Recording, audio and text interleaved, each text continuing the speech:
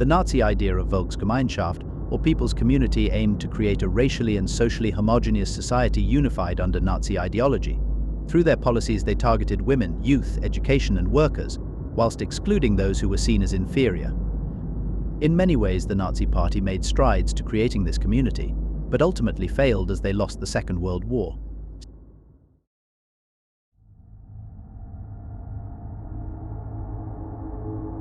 In the 1930s, the Nazi Party targeted women and the family through various social policies aimed at promoting traditional gender roles, increasing birth rates, and reinforcing Nazi ideology. The Nazis believed in the encouragement of traditional gender roles. The Nazis promoted the idea of women as homemakers and mothers, encouraging them to prioritize their roles within the family over pursuing careers or education. Women were encouraged to focus on domestic duties and support their husbands' endeavors. The party also believed in marriage and motherhood, providing incentives for both. The regime offered financial incentives and rewards for women who adhered to the ideal of marriage and motherhood. This included the awarding of the Mother's Cross to women who bore multiple children, providing financial assistance and social recognition. The Nazis implemented policies restricting women's access to certain professions and academic fields, particularly those deemed unsuitable for women according to Nazi ideology. Women were encouraged to work in fields such as nursing, teaching, and domestic service. The Nazi regime promoted eugenics policies aimed at increasing the birth rate of racially pure Aryan children, while discouraging relationships and marriages with individuals deemed racially inferior.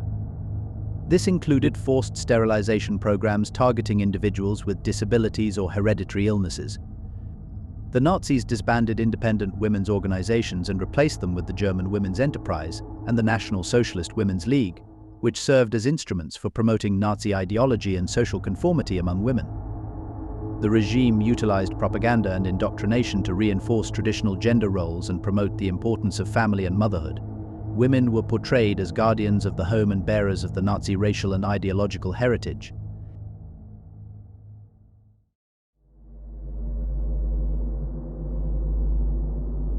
The Nazi Party targeted youth and education as key avenues for imparting their ideology and indoctrinating future generations. They implemented various strategies to influence young people's beliefs and behaviors. The Hitler Youth was the Nazi Party's youth organization, aimed at instilling Nazi ideology and preparing young people for loyalty to the regime. Membership was mandatory for children aged 10 to 18. The Hitler Youth conducted activities such as military drills, ideological indoctrination, and physical training to promote obedience, loyalty, and militarism. The League of German Maidens, also known as the BDM, was the female counterpart to the Hitler Youth, focused on preparing girls for their roles as wives and mothers in service to the Nazi state. Activities included domestic training, physical fitness, and ideological indoctrination, emphasizing the virtues of motherhood and the importance of racial purity. The Nazis sought to Nazify the education system by purging it of teachers deemed politically unreliable and replacing textbooks with those promoting Nazi ideology. The curriculum emphasized racial science, eugenics, and Nazi propaganda, portraying Hitler as a heroic figure and glorifying the achievements of the German people. The Nazis established youth organizations within schools, such as the National Socialist German Students' League, to promote Nazi ideals among students. These organizations organized rallies, propaganda campaigns, and extracurricular activities to foster allegiance to the regime. The education system indoctrinated students with Nazi racial ideology, teaching the superiority of the Aryan race and promoting anti-Semitic beliefs. Jews and other undesirable groups were depicted as threats to German racial purity, fostering prejudice and discrimination among students. The Nazis integrated military training into the school curriculum, preparing young men for future service in the armed forces. Students participated in activities such as military drills, weapons training, and paramilitary exercises to cultivate a sense of discipline and readiness for war.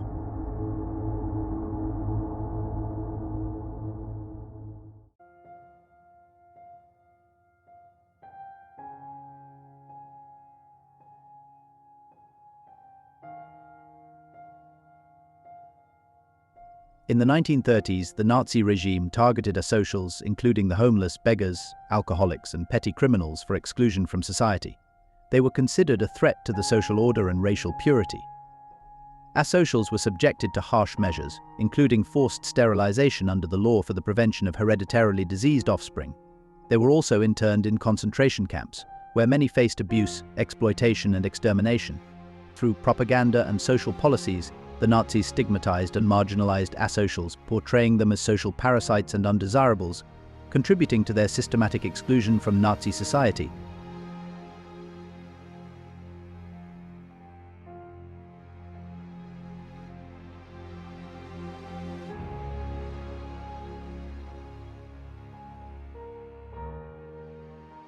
In the 1930s, the Nazi regime excluded racially inferior individuals from German society through a series of discriminatory laws and policies.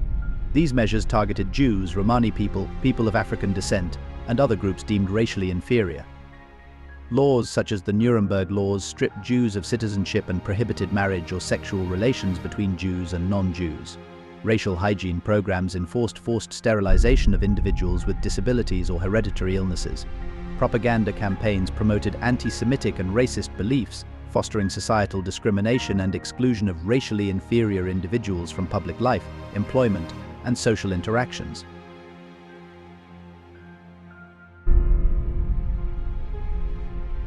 In summary, the Nazi Party targeted all members of society to try to create their perfect German state. This included the exclusion of those who did not fit into this idea. They influenced society in a significant way, but were ultimately unsuccessful in creating this ideal state.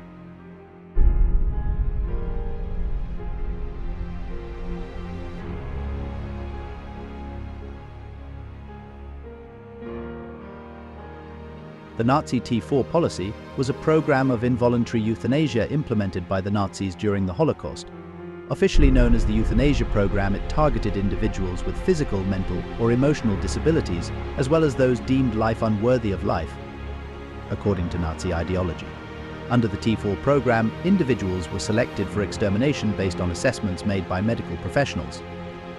These assessments often relied on arbitrary criteria and pseudo-scientific justifications, such as notions of genetic purity and the concept of racial hygiene.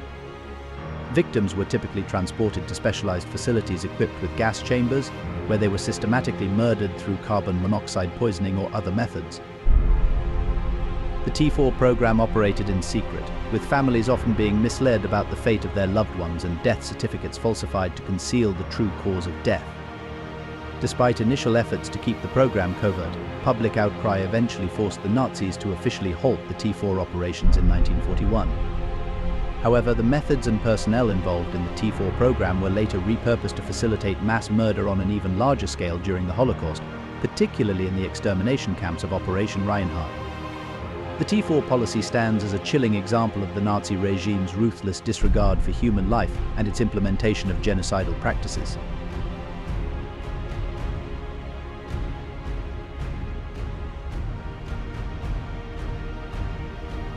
The Nazi regime utilized Hadamar and Grafeneck as two of its euthanasia centers during the T4 program, named after the addresses of their respective facilities. These institutions were integral to the systematic murder of individuals with physical, mental, or emotional disabilities under the guise of mercy-killing. Hadamar, located in Western Germany, became operational in January 1941. It employed methods such as lethal injection, carbon monoxide poisoning, and starvation to carry out the mass murder of its victims. Hadamar's staff included doctors, nurses, and administrators who were complicit in the killings, which were carried out in secrecy. Grafeneck, situated in southwestern Germany, was one of the earliest Nazi euthanasia centers, operational from January to December 1940. It was equipped with a gas chamber disguised as a shower room, where victims were killed using carbon monoxide gas. Grafeneck's victims were predominantly transported from mental hospitals and institutions in southern Germany and the annexed territories. Both Hadamar and Grafeneck exemplify the Nazi regime's use of deceptive language and euphemisms to conceal its genocidal actions. These institutions played a significant role in the T4 program's systematic murder of individuals deemed life unworthy of life, contributing to the Nazi regime's broader efforts to enforce racial hygiene and eugenics policies.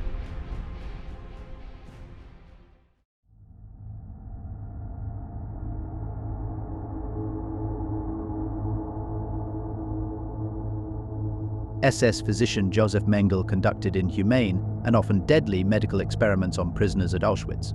He became the most notorious of the Nazi doctors who conducted experiments at the camp. Mengele was nicknamed the Angel of Death. He is often remembered for his presence on the selection ramps at Auschwitz. his experiments aimed to advance Nazi racial ideology and eugenics theories through pseudo-scientific research.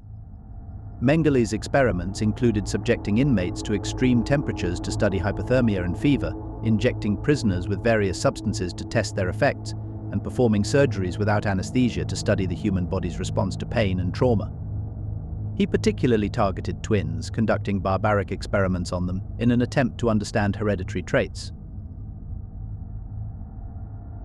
One infamous experiment involved attempting to change eye color by injecting chemicals into the eyes of twins.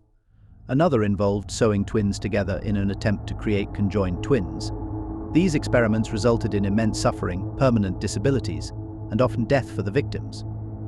After the war, Mengele managed to evade capture and lived under various aliases in South America. He died in 1979 in Brazil, having never faced justice for his heinous crimes. His remains were eventually identified through DNA analysis in 1985, confirming his death and bringing a sense of closure to his victims' families.